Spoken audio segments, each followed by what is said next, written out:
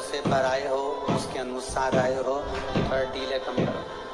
आप उसके भरोसे आए हो, उसके अनुसार आए हो, तो उसके भरोसे पर रहो। साधेगा वो, संभालेगा।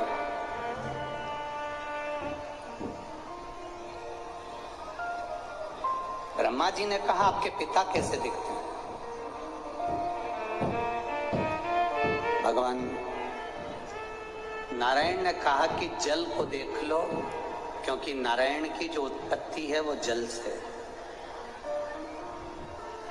जल में जो अयन करे वो नारायण।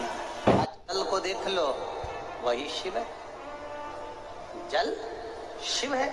हाँ, सब में रमा होता है, सब में।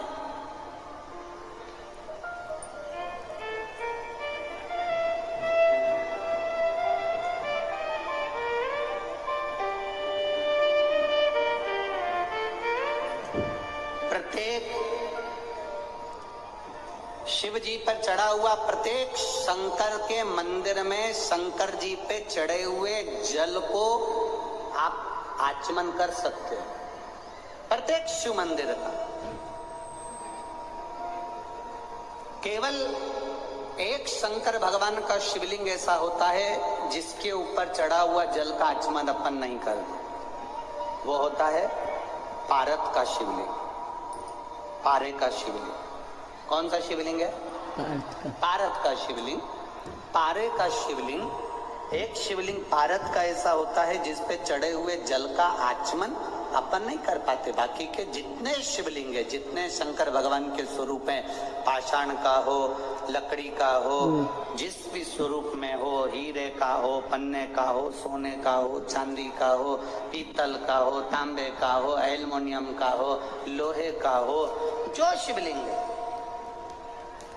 कांच का हो, स्फटिक का हो, जो शंकर भगवान के शिवलिंग है, हम उसका आचमन कर सकते हैं, हम उसको पी सकते हैं, हम उसका आचमन कर सकते हैं।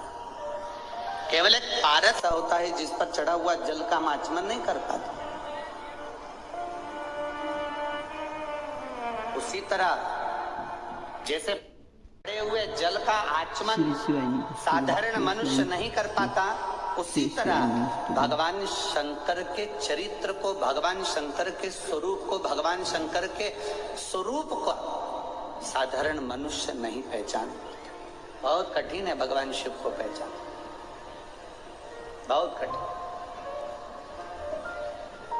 शिव को जानना बहुत कठिन। हम पहले भी कथा में कहे, आज फिर कहते हैं।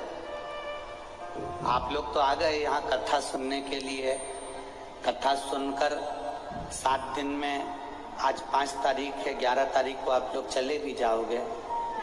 पर तुम्हारे आने से सबसे ज्यादा चिंता अगर व्यापती है तो मेरे देवाधिदेव महादेव को लगती है। सबसे ज्यादा चिंता उनको लगती है।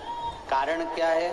महादेव को चिंता ये लगती है कि आ तो गया है, विश्वास कर कर, भरोसा कर कर, दृढ़ता लेकर, कि सियोर वाला महाराज कहता है कि जो शिव महापुराण की कथा सुनता है, शंकर की कथा को जो धारण करता है, शिव तत्व को जो धारण करता है, उसकी झोली भरता है। आप आ तो गए हो, चिंता उसको व्याप्त है।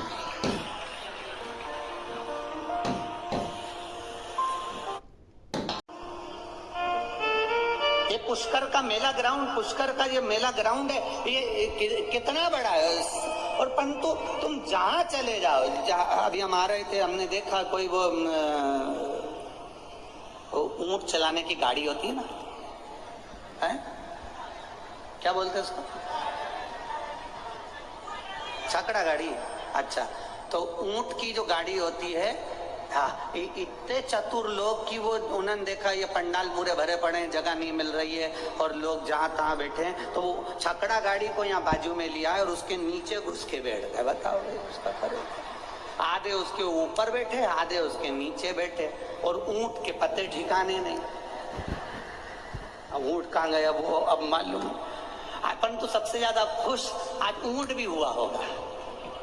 ऊंट इसलिए खुश हुआ होगा, कम से कम 3 घंटे की छुट्टी, अपने को चलना नहीं पड़ेगा, तो ऊंट को भी खुशी है।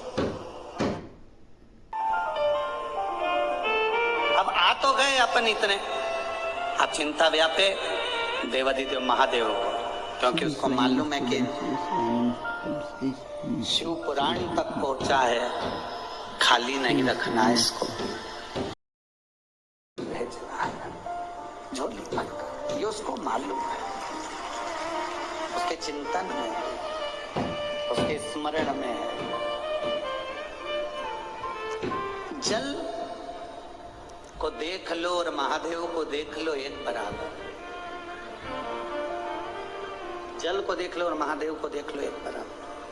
पहले के समय में ना अदालत होती थी, पहले के समय में ना पंचायत होती थी, पहले के समय में अगर निर्णय लिया जाता था तो हाथ में जल का पात्र पकड़ा दिया जाता था, उठा गंगा जली और कह दे तूने ये नहीं करा।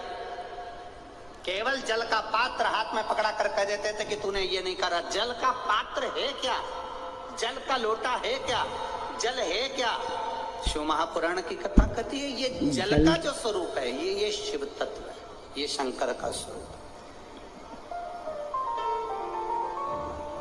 और बहुत सावधानी रखो साहब जल के मामले में। हम फिर कहना चाहेंगे जल है तो कल है। अपने दादा बाबाओं ने तो जल नदियों में देखा था, बोलो सही है कि गलत है?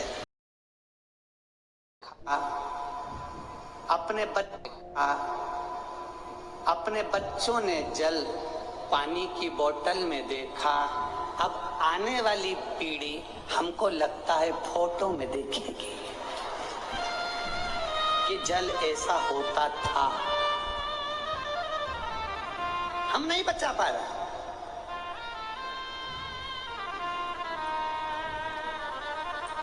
हम उस जल को नहीं बचा पा रहे।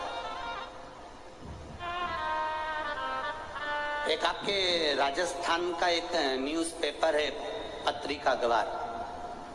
श्री शिवाय नमस्तुभ्यम, हर हर महादेव। आशा करती हूँ कि आप सभी को पूज्य प्रदीप मिश्रा जी के उपाय बहुत ही अच्छे लगते होंगे और आप इन्हें ज़रूर करना चाहते होंगे। पूज्य प्रदीप मिश्रा जी के कथा और उपाय सुनने के लिए मेरे चैनल को लाइक, कमेंट और फॉलो करें ताकि अगले वीडियो की नोटिफिकेशन आप तक आ सके। पूज्य प्रदीप मिश्रा जी ने बताया है कि जल हमारे लिए कितना ज़रूरी है और पहले जल की कीमत कितनी होती थी। एक लोटा जल से ही सभी निर्णय हो जाते थे। पूज्य प्रदीप मिश्रा जी ने ये भी बताया हम कौन से शिवलिंग का जल ग्रहण कर सकते हैं और कौन से शिवलिंग का जल हमें ग्रहण नहीं करना चाहिए। पूज्य प्रदीप मिश्रा जी के उपाय और कथा सुनने के लिए प्लीज़ मेरे चैनल को लाइक, कमेंट और शेयर करें और कमेंट बॉक्स में हर हर महादेव अवश्य लिखें। श्री शिवाय नमस्तुभ्यम, हर हर महादेव।